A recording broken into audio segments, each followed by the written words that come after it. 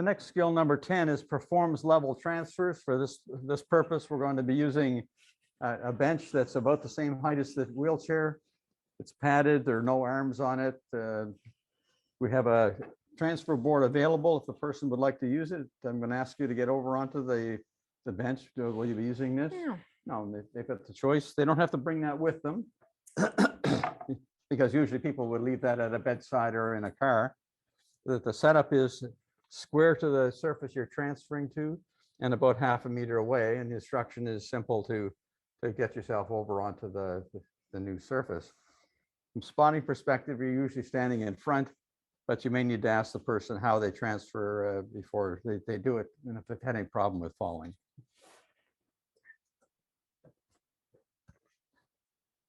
So I'm just going to talk my way through this for folks. You'll notice I've again used the technique of putting the casters in front.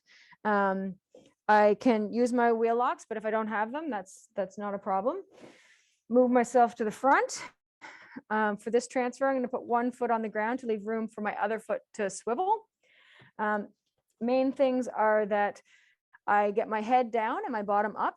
And as I put my hand on the other surface over here, I don't want to pinch anything. So I may put my hands around the edge here, or I may use a straight wrist if I have wrist problems. And then basically I have close this gap between the chair and the surface, and then teeter myself over. Did you want to mention the head versus hips? You did, I'm sorry. Yeah. My apologies. No, that's okay. Yeah, good. And then once the person is stabilized, if they're on the transfer board, then we ask them to get off that before proceeding. And then we just say, can you get yourself back into the chair? Mm-hmm. So if the chair is moved, I'd want to make sure that I've got it in a good position. Same thing, I'm probably going to put one foot up here. You always want to make sure that the feet are stabilized and not dangling, because even if you can't use your legs actively, having them supported can take up to about a third of your body weight. Same thing, I'm going to bring my bottom to the edge of the transfer surface. Bring my hand over. I want to make sure that's not going to be in my way for me to land on it, and I'm not getting my wrist in a awkward position. A lot of people use the frame here to give themselves some good support farther back. And then the same principle applies to the way back. I'm going to get my head down and my bottom up. So as I dip, I bring my bottom up and push myself over. And then bring my leg back onto it. Make sure that I'm square back in the seat. As far as which side I transfer to, the trailing arm tends to be the one to do more of the work. So if I have a problem side or a shoulder that's more compromised, I will transfer often to that side because my trailing arm is going to do more work. Can we do a standing pivot? We can.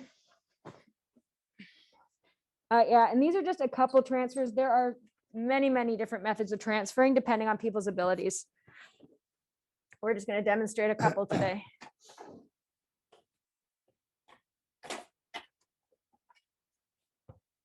So Cher will simulate hemiplegia now instead of paraplegia. So we'll take one of the footrests off. Yeah, so we're going to pretend that that I'm taller. There we go.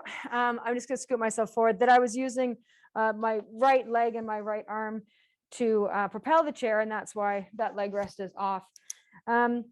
So for this, my brakes or my wheel locks are going to be on.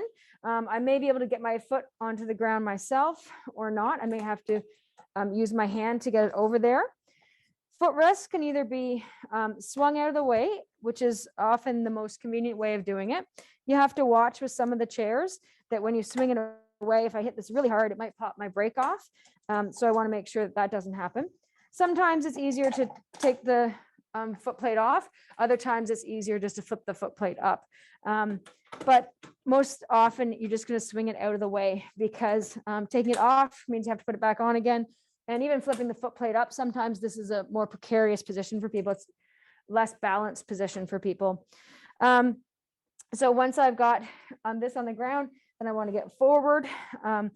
Want to get my nose up over my knees. So it's much harder to try and get up from this kind of position. So I want to be forward and then here. And then when we're doing a stand pivot transfer, whether it's hemi propulsion or another another situation, you want to make sure that you're breaking it down into steps.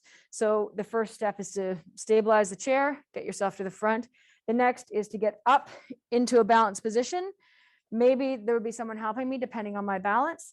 And then to pivot around. And then the next step is to sit down. So as people have a tendency to try to often drop back, we encourage people to instead bend their hips. And one of the ways to encourage people is to have their hand on their thigh so that they're reaching down for that, and they're more likely to bend and have a better landing.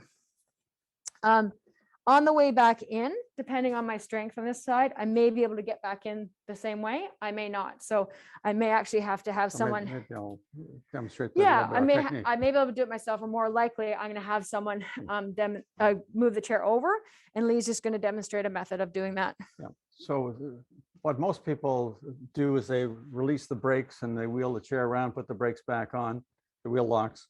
But a simpler way called the wheelbarrow technique is just to lift the rear wheels off slightly off the ground, because once you do, then the brakes are no longer active, and the chair can then be simply moved in any direction because of the casters and swung around, and wherever you put it down, it's already, the wheel locks are already on. So they can't be forgotten. That's right. It's a simple and effective. Yeah, saves a lot of reaching and bending and unlocked wheels. So to get back in, it's really the same thing in reverse, very similar. So I'm going to get myself to the front of the seat. Again, if I had less stability and less balance, there would be someone in front of me with their foot between, blocking, but making sure I don't topple over. And same thing, we want to go from sitting to standing. So I'm going to lean forward. I might use the arm of the chair to get up into that standing position. Once I've got my balance, then I'm going to start to pivot. And then once I'm settled, I'm going to reach here, or I can reach down for the chair to make sure that I'm sitting and not throwing myself back. Once I get into the chair, then I may have to maneuver myself and get my foot sorted to where it ought to be. And again, make sure that I'm all the way back. So people who are doing transfers who have amputations, especially if they have them quite high, let's say at the transfemoral or above knee level, they may have they may not have any footrests on their chairs because they're not using them unless they're using prostheses. They may bring the chair in square to the surface and be able to just walk themselves forward using the armrests almost like parallel bars to get out of the chair. And getting back in, they can either back in, or if their missing limbs are short enough, they can go in forwards and then turn themselves around once on the chair. Anything to add to that, Chair? Yeah, the only thing that I might add is, depending on what the purpose of the folding is that if they're going to some type of vehicle, again, using either a seat belt or a belt of some kind to help hold you in while you're doing the activities gives you a lot of stability. When people are in a vehicle, if it's a car, let's say, and the door swings open, they'll put their belt on. They'll also, when they're taking the chair apart, they'll use the running board or the edge of the vehicle to rest maybe this on while they're getting the wheels off, or once the wheels are off, they can rest part of the chair on that so that things don't roll away on them. So using their environment for stability, as well as some way of restraining them, will give them more stability that they may not have from having missing limbs.